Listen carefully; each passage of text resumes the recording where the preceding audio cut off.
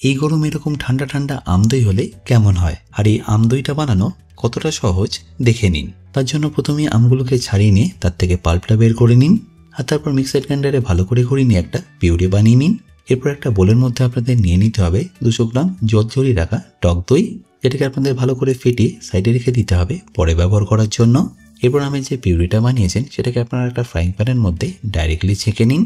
তারপর গ্যাসটাকে অন করে মিনিমাম 10 থেকে 12 মিনিট আপনাদের এইভাবে এটাকে একটু রিডিউস করে নিতে হবে, যাতে আমের পিউরির মধ্যে কোনো রকমভাবে ময়েশ্চার না থেকে যায়।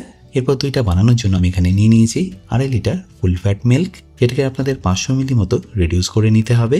আর একটু রিডিউস হয়ে গেলে দিয়ে দিন এখানে চিনি। আমি এখানে 2.5 লিটার দুধের জন্য 750 গ্রাম চিনি ব্যবহার করলাম।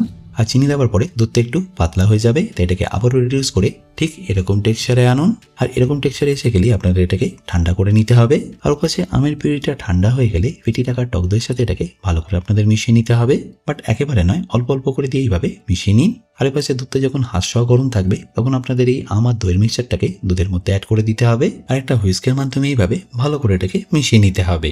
এরপর আপনারা যে পাত্রে জমাতে চান তার মধ্যে অল্প একটু মিষ্টি দই লাগিয়ে নিন এইভাবে। আপনারা চাইলে এখানে টক দইও লাগিয়ে নিতে পারেন। এবার দইটাকে আমি সব পাত্রের মধ্যে ট্রান্সফার করে নেব। আর ট্রান্সফার হয়ে গেলে এটাকে কভার করে যে কোনো গরম জায়গার মধ্যে আপনাদের রেখে দিতে হবে 6 থেকে 8 ঘন্টা। তারপর 2 ঘন্টা ফ্রিজে রেখে ঠান্ডা ঠান্ডা পরিবেশন করুন।